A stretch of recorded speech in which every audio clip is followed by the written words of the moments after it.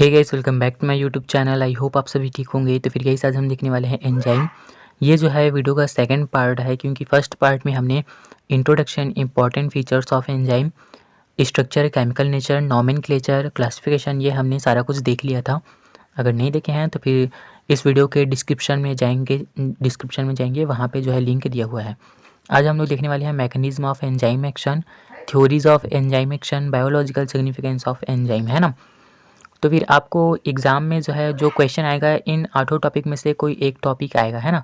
या फिर साथ में जो है 3 टॉपिक मिला करके देंगे, जैसे कि इंट्रोडक्शन, इम्पॉर्टेंट फीचर और स्ट्रक्चर, है ना। या फिर दे देंगे इंट्रोडक्शन, क्लासिफिकेशन और नॉमेनक्लेचर, ठीक है। या फिर दे देंगे इंट्रोडक्शन, क्लासिफिकेशन, मैकेनिज्म और बायोलॉजिकल सिग्निफिकेंस। या फिर देंगे introduction, mechanism of enzyme action, यानी कि एंजाइम की क्रियाविधि, साथ ही एंजाइम की क्रियाविधि का सिद्धांत। ये तीनों जो है आपको दे सकते हैं, है ना। तो फिर ये 8 टॉपिक जो आप लोग अच्छे से पढ़ लेंगे। मैंने बहुत ही सिंपल बताया है, केवल पढ़ने वाला ही है, ये याद करने वाला कुछ भी नहीं है। और इसका जो क्लासिफिकेशन है वही बस थोड़ा सा कठिन है, मुझे भी कठिन लगता है इसका क्लासिफिकेशन, क्योंकि नाम वगैरह उसमें डिफरेंट होता है ना।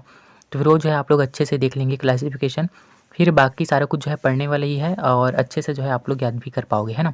तो फिर इंट्रोडक्शन वगैरह सारा कुछ हमने देख लिया था। आज हम पढ़ने वाले हैं mechanism of enzyme action, theories of enzyme action और बायोलॉजिकल सिग्निफिकेंस ऑफ एंजाइम, है ना।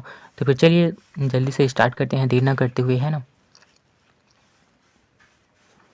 एंजाइम जो है वो किसी भी क्रिया को, है ना, किसी भी क्रिया की गति को जो है बढ़ा देते हैं। तो फिर किस प्रकार से बढ़ाते हैं और किस प्रकार से उत्पाद बनाते हैं वो हम देखने वाले हैं।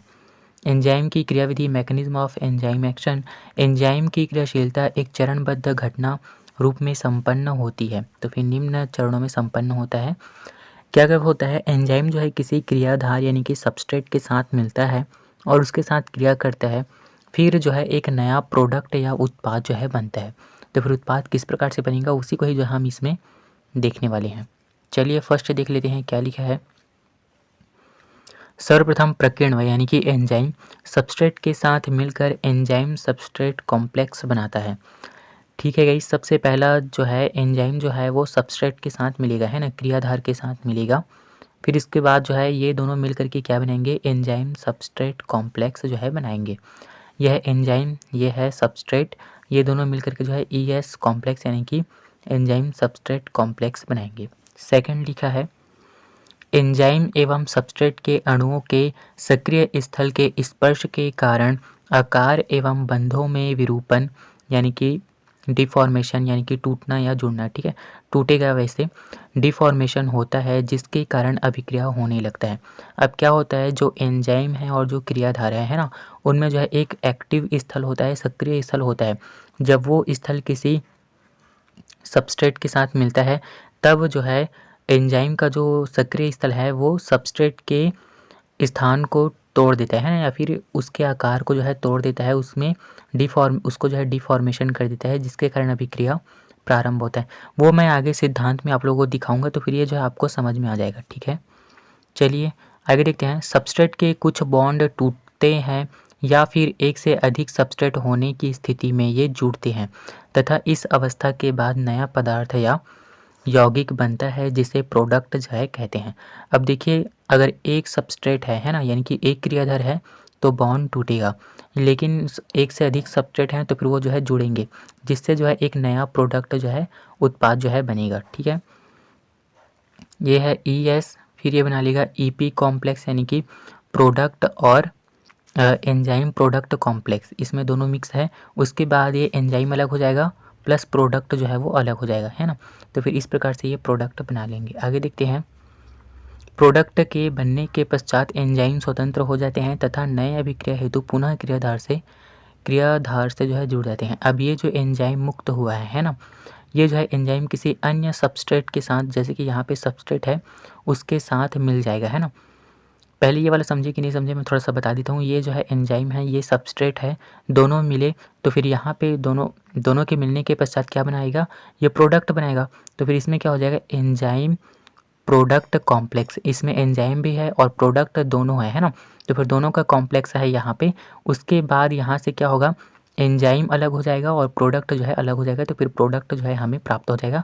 अब ये जो एंजाइम मुक्त हुआ है ना, ये एंजाइम किसी अन्य सबस्ट्रेट के साथ मिलेगा, जैसे कि इस सबस्ट्रेट के साथ पुनः मिल गया, मान लेते हैं किसी अन्य सबस्ट्रेट से, है ना, तो फिर ये फिर बनाएगा एंजाइम प्रोडक्ट कॉम्प्लेक्स।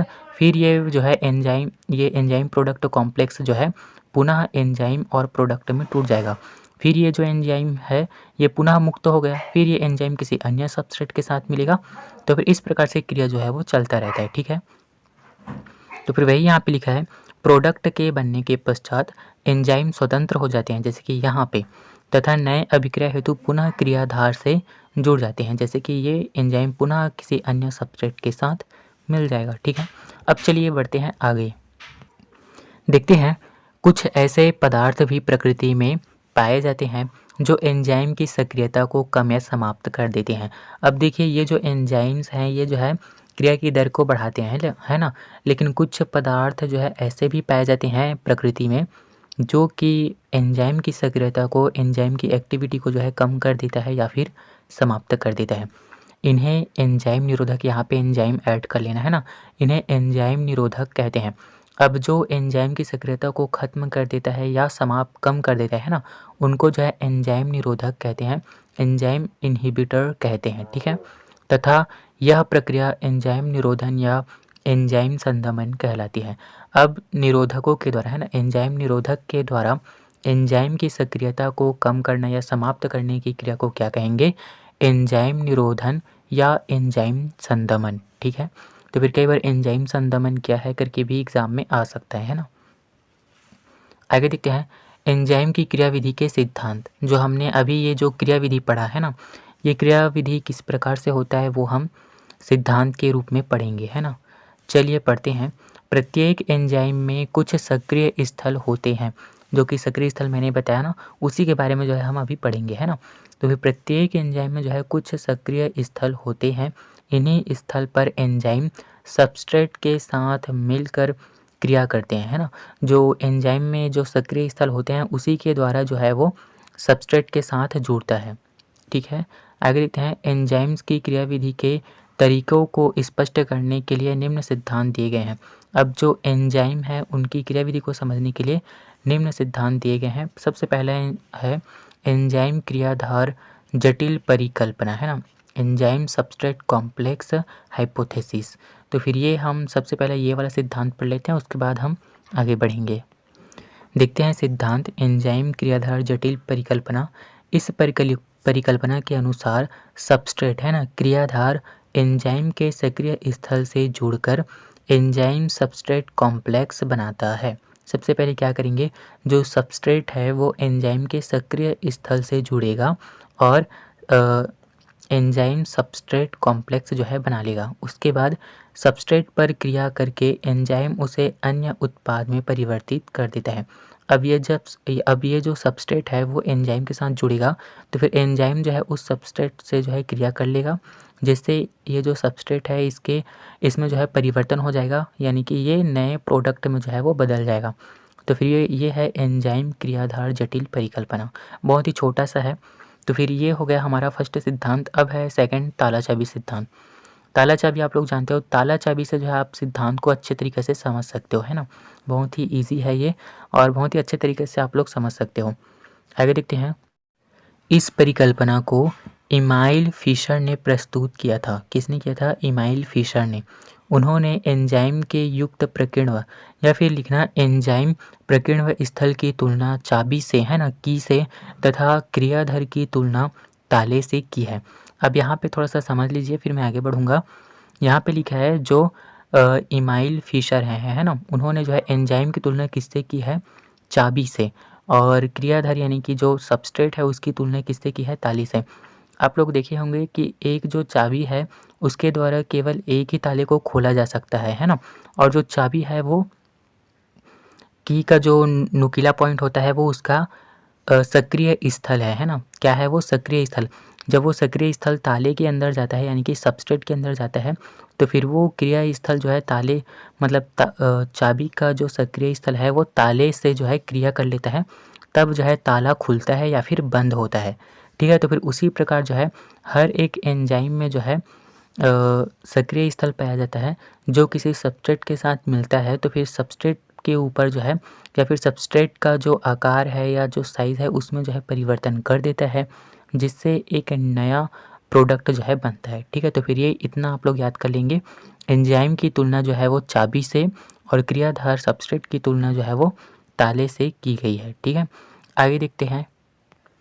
जिस प्रकार से एक ताला एक चाबी से खोला जाता है, उसी प्रकार एक विशिष्ट एंजाइम एक विशिष्ट क्रियाधार पर क्रियाशील हो जाता है तथा एंजाइम की सक्रियता के कारण सबस्ट्रेट टूटकर दूसरे पदार्थ के साथ जुड़कर प्रोडक्ट बना देते हैं।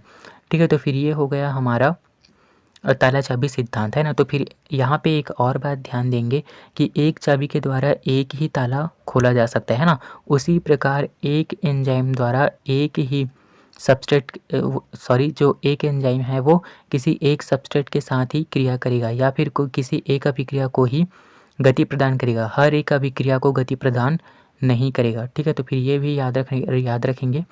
तो फिर ये है ताला चाबी सिद्धांत। आई होप आप लोगों को समझ आया होगा। तो फिर मान लेते हैं ये चाबी है यानी कि एंजाइम है ना। तो फिर ये जो है इसका एक्टिव साइट है ना, एक्टिव साइट, और ये जो है सबस्ट्रेट है।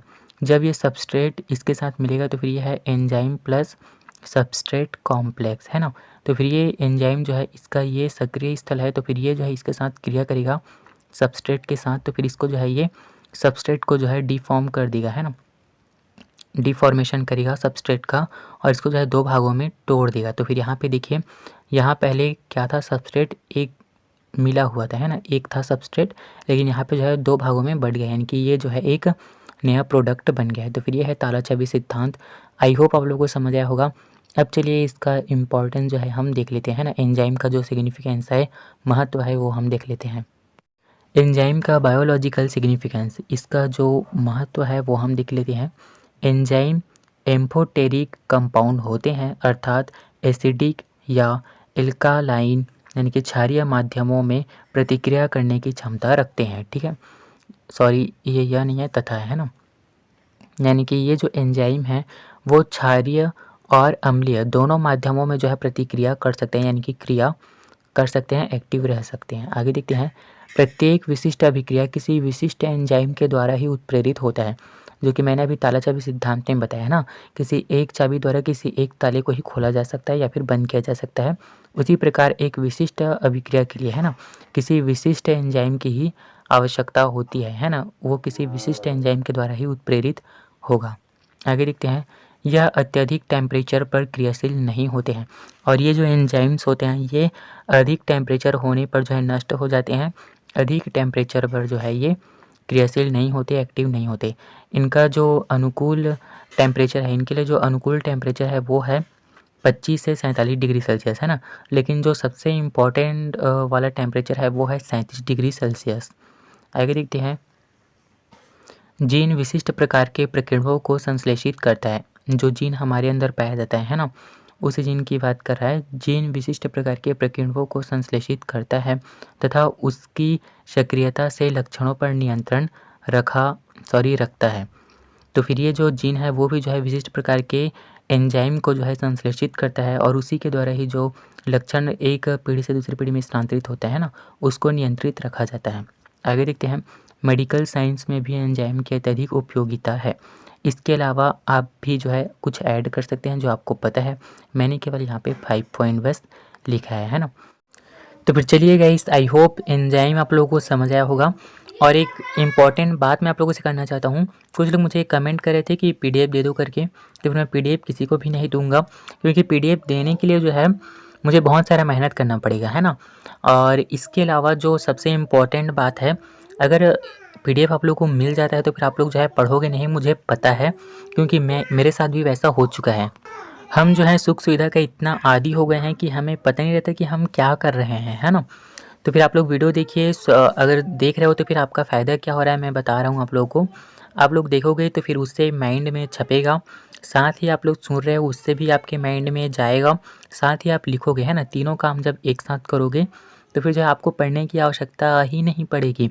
आप उसको देख रहे हो, सुन रहे हो, लिख रहे हो, उसके बाद एक बार में जो है वो याद हो जाता है, क्योंकि आप तीनों काम जो है एक साथ कर रहे हो। इससे अच्छा है, पीडीएफ से अच्छा है कि आप लोग जो है स्वयं देखिए वीडियो को और नोट्स बनाइए और बेस्ट ऑफ लक। अच्छे से पढ़िए, पढ़ाई कीजिए। मैं नहीं चाहता कि कोई फेल हो जाए या कुछ हो जाए, सप्ली वगैरह है, क्योंकि मेरे बहुत सारे फ्रेंड हैं जो सप्ली वगैरह आ जाते हैं फिर बाद में सोचते रहते हैं, है ना। तो फिर इससे अच्छा है कि टाइम रहते पढ़ लें और अच्छे से मेहनत करें। तो फिर चलिए गाइस, आई होप ये वीडियो आप लोगों के लिए हेल्पफुल हुआ है। अगर हुआ है तो फिर प्लीज़ वीडियो को लाइक करेंगे, चैनल को सब्सक्राइब करेंगे और प्लीज़ मुझे पीडीएफ के लिए भी दोबारा ना बोलें, मुझे बार बार कहने में अच्छा नहीं लगता है ना। तो फिर चलिए गाइस, थैंक यू।